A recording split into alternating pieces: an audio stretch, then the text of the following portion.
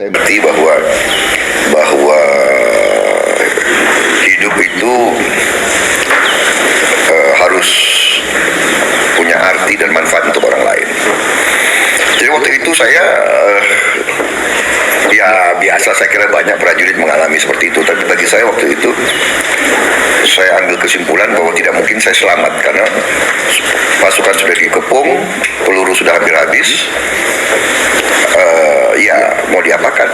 Ya, jadi saya ingat ajaran-ajaran di agama Islam kan, kalau kita sudah siap untuk menghadap maut, kalau sudah siap dipanggil, kita harus mengucapkan 2 kalimat syahadat. Ya saya sudah ucapkan, saya sudah tinggal itu aja. Dan Bapak sudah siap untuk? Sudah, waktu itu sudah. Jadi itu membuat saya akhirnya menerima, ya, pasrah. Hidup itu kita pasrah, kita berikhtiar, kita berjuang, tapi di ujungnya ya kita pasrah. Sekarang pun saya berjuang, saya terjun ke politik, saya membangun partai politik, saya minta mandat dari rakyat, tapi di ujungnya saya pasrah. Bagaimana kehendak rakyat itu yang akan saya hormati. Seorang presiden Indonesia terpilih yang akan menjadi presiden secara legitimate harus mendapat dukungan proper dari kekuatan-kekuatan asing. Bapak percaya dengan itu? Dengan orang-orang bergembira menunggu peristiwa besar yang akan segera dilaksanakan. Begitupun sosok yang satu ini terlihat begitu hening. Ia terdiam sejak tadi, seolah hanyut dalam kesunyian, terbawa doa-doa di dalam hatinya. Ini adalah kisah seorang anak muda yang begitu gigih dan nekat dalam mencintai bangsa, sejarah, dan negaranya. Namun, apa yang membuat dirinya begitu rela memperjuangkan tanah airnya, melampaui segala rintangan, bahkan ikhlas menderita dalam sunyi demi persatuan? Inilah sekelumit kisah perjalanan Prabowo Subianto.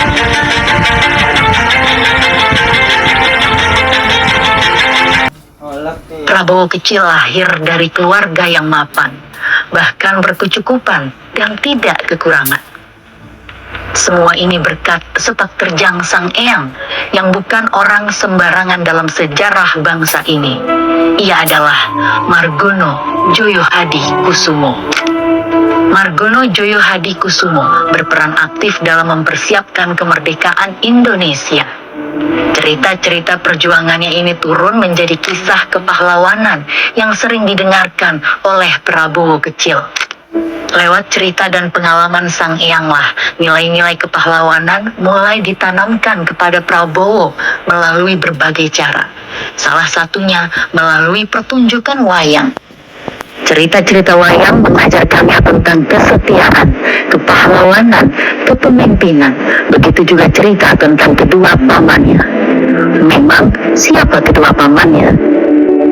Jika kepahlawanan mengalir kuat dalam denyut darah Prabowo, dua pamannya gugur dalam pertempuran Lengkong untuk mempertahankan kemerdekaan Indonesia. Semangat dan kegigihan perjuangan sang paman telah diwariskan lewat nama tengahnya, Subianto. Tak heran jika jiwa dan kegigihan sang paman terbawa dan terjaga baik saat Prabowo tumbuh di masa kanak-kanak.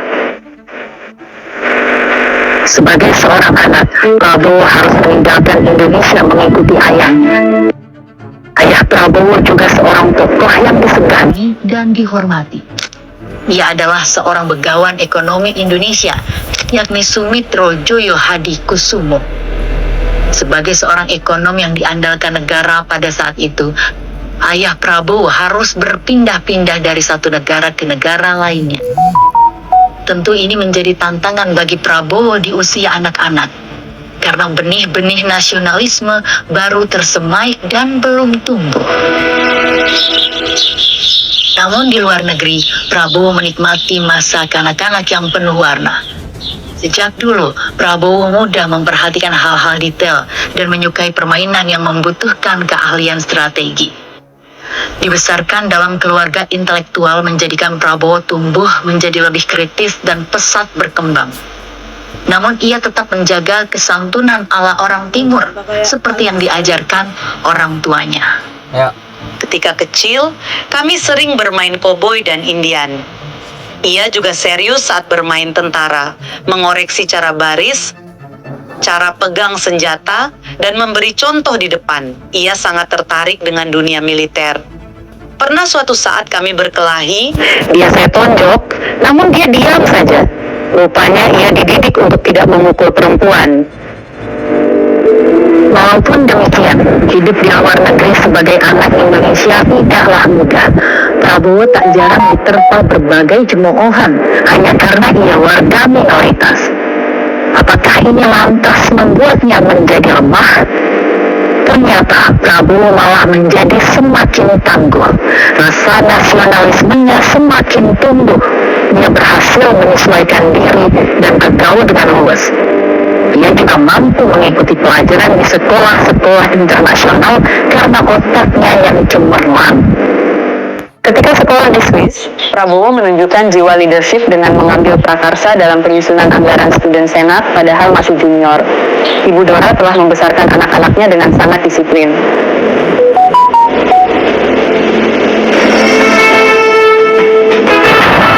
Kabar baik datang saat ayahnya dipanggil pulang untuk menjabat sebagai Menteri Keuangan. Prabowo merasakan semangat menggebu. Timbul banyak pertanyaan dalam dirinya. Apa yang bisa kulakukan untuk rakyat di tanah air yang kucintai ini?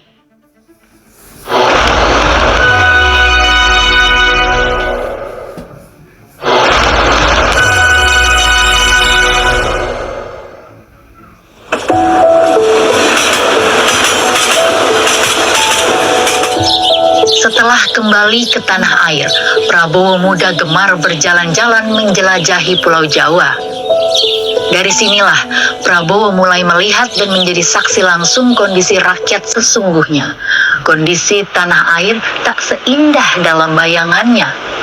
Ketimpangan sosial begitu terasa di sudut-sudut pelosok.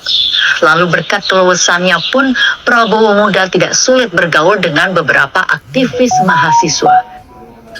Salah satu mahasiswa yang peduli dengan kondisi bangsa itu adalah Suhoki.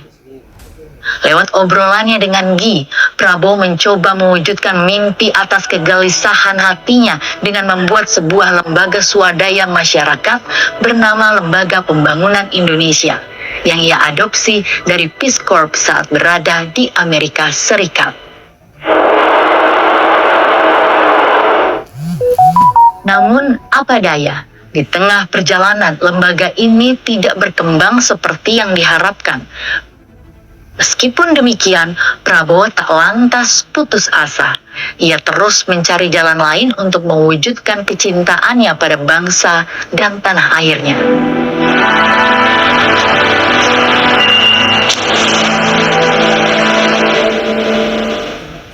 Memasuki masa remaja, Prabowo dihadapkan dengan pilihan yang sulit. Ia diterima di 2 universitas internasional, namun hatinya tetap melekat pada negerinya. Karena itu, Prabowo memutuskan untuk masuk Akademi Militer Nasional di Magelang. Selain menguatkan rasa nasionalismenya, ia pun ingin melanjutkan mimpi perjuangan sang paman. Penggemblengan keras yang ia terima selama masa pendidikan sebagai taruna justru membentuk keteguhan dalam dirinya. Sosok Azwar Syam menjadi teladan, menginspirasinya untuk menjadi pemimpin yang tegas, disiplin, berwibawa, tetapi tetap peduli pada kesejahteraan anak buahnya. Prabowo percaya bahwa seorang pemimpin militer harus berada di garis depan. Sebagai salah satu pemimpin di Kopas Sangga, ia dikenal dekat dengan para anak buahnya. Saya mengenal Pak Prabowo saat di Akabri. Mungkin saya satu-satunya atasan yang pernah menempelnya, dan beliau selalu mengingatnya sebagai bagian dari proses pendidikan. Menurut kesaksian anak buahnya, Prabowo juga selalu memikirkan rakyat kecil. Cita-citanya tidak pernah berubah, yaitu ingin Indonesia adil dan makmur. Prabowo menjalani profesinya sebagai abdi negara dengan sepenuh hati. Saking penuh perhatiannya pada negara, Prabowo dianggap terlalu fokus di dunia militer sehingga terkesan melupakan kehidupan pribadinya. Itulah sebabnya, baru setelah berpangkat kapten, Prabowo menikah dengan Siti Hediati Haryadi, putri keempat dari Presiden saat itu, Soeharto. Latar belakang mereka sangat berbeda. Prabowo tumbuh di tengah keluarga modern dan luas dalam pergaulan internasional. Sementara Titi berasal dari keluarga dengan budaya Jawa yang sangat kental tradisinya.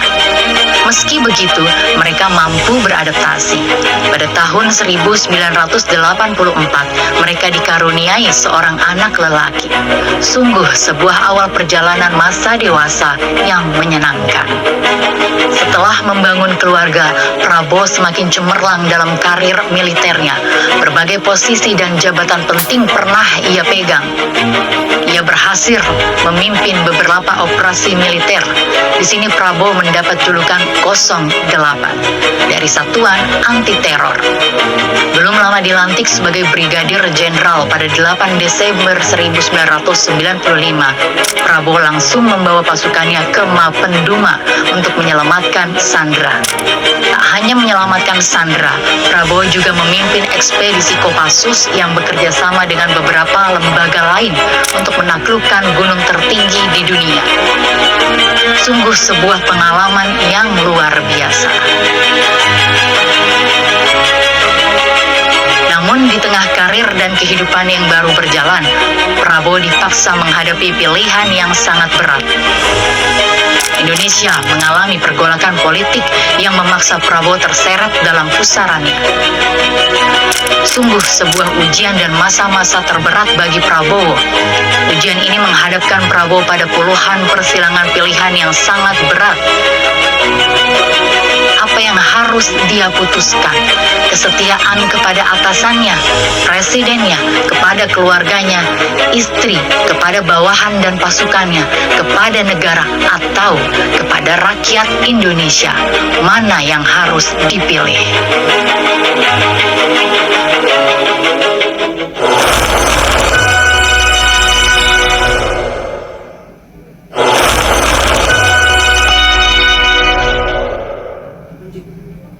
Tahun 1998, karir militer Prabowo terhenti.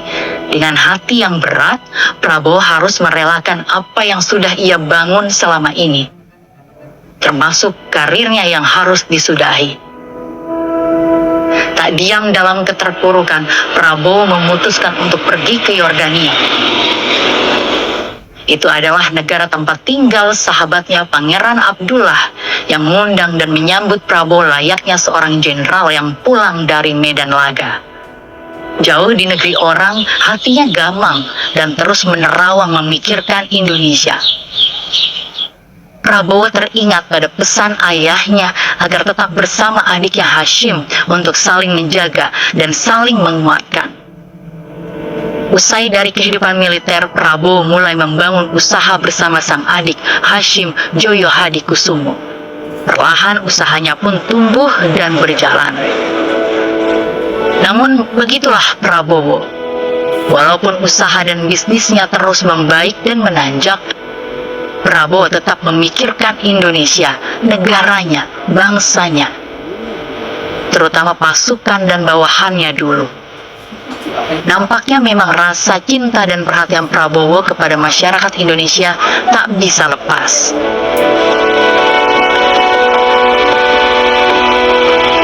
Sampai pada suatu hari, sebuah kabar membuatnya ingin segera kembali ke Indonesia. Sang ayah jatuh sakit. Namun, kondisi dan situasi politik saat itu membuat kepulangan Prabowo tidaklah mudah.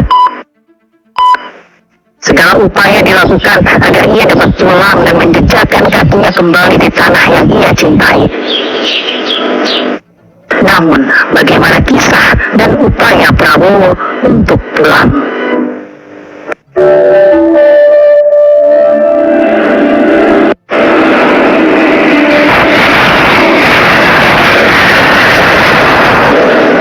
Orang yang membantu kepulangan Pak Prabowo kembali ke Indonesia, memang Pak Taufik Kemas yang berkomunikasi dengan Pak Prabowo dan disampaikan waktu Bu Mega menjadi wakil presiden dan saat itu presidennya almarhum Gus Dur.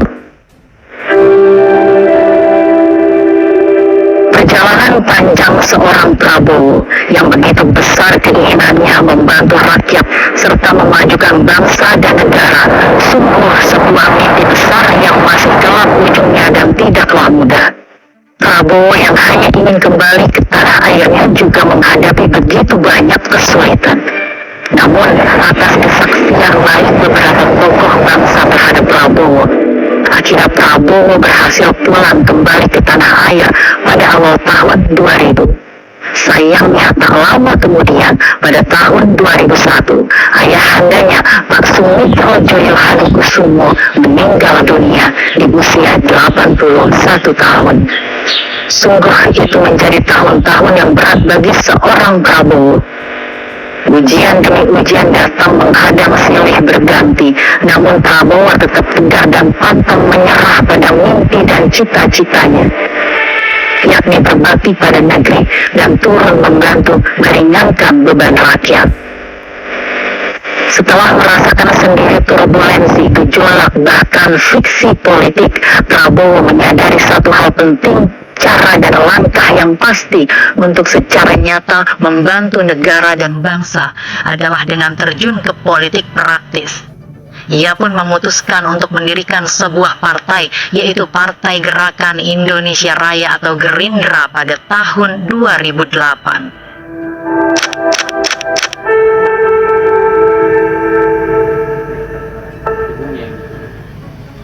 Dari sinilah awal karir politik Prabowo dimulai. Jalannya tidak mudah dan ia terus menghadapi ujian demi ujian lagi, tidak hanya satu kali tetapi berkali-kali. Dan ini sungguh menjadi sebuah perjalanan politik yang luar biasa bagi seorang Prabowo.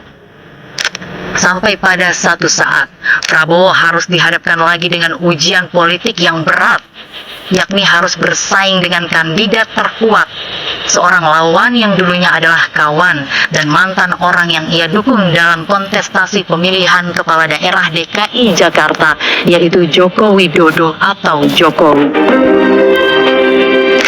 Setelah kalah di Pilpres 8 Juli 2014, pada tahun 2019, untuk kedua kalinya Prabowo dikalahkan lagi oleh lawan yang sama, yakni Jokowi. Sungguh situasi yang sangat memukul bagi Prabowo. Apakah kegagalan ini akhirnya sanggup menghentikan langkah Prabowo?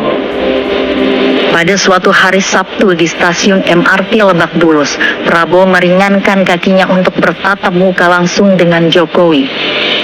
Pesaing terkuatnya dalam 2 kali Pilpres. Pertemuan Prabowo dengan Jokowi sungguh sebuah gambaran betapa besarnya jiwa Prabowo yang rela merendah dan mengalah demi bangsa, demi negara, dan demi persatuan rakyat.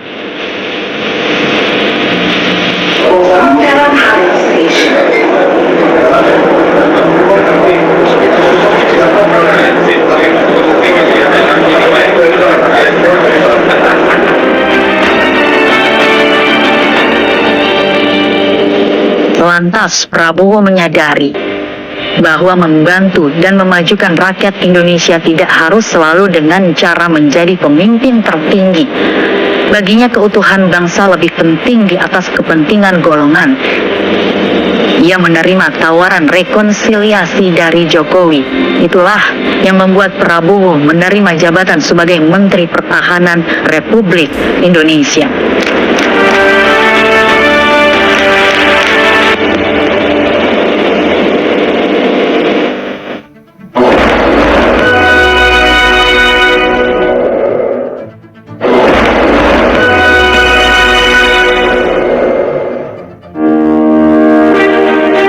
Rasa cinta tanah air, bangsa, dan negara memang sulit untuk bisa dibayangkan dan digambarkan dalam perjalanan panjang hidup, karir, perjuangan, dan kontestasi politik seorang Prabowo Subianto. seorang anak dari keluarga yang mapan, tersohor, dan punya tempat dalam sejarah negeri ini, tentu tak perlu pusing apalagi harus berjibaku dengan begitu banyak ujian. Binaan keluarga sejak dini, lingkungan pendidikan, dan tempaan dunia militer telah membentuk Prabowo menjadi pribadi tangguh yang tidak mudah menyerah. Ujian demi ujian tidak membuat Prabowo menyerah. Kegagalan demi kegagalan tidak menjadikan semangat Prabowo kandas. Prabowo tetap teguh, berani, dan gigih untuk terus mewujudkan keinginannya.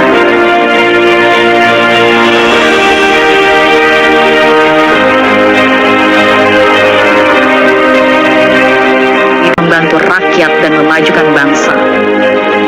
Tahun 2024, sebuah kisah dan babak baru perjalanan politik Prabowo bermula.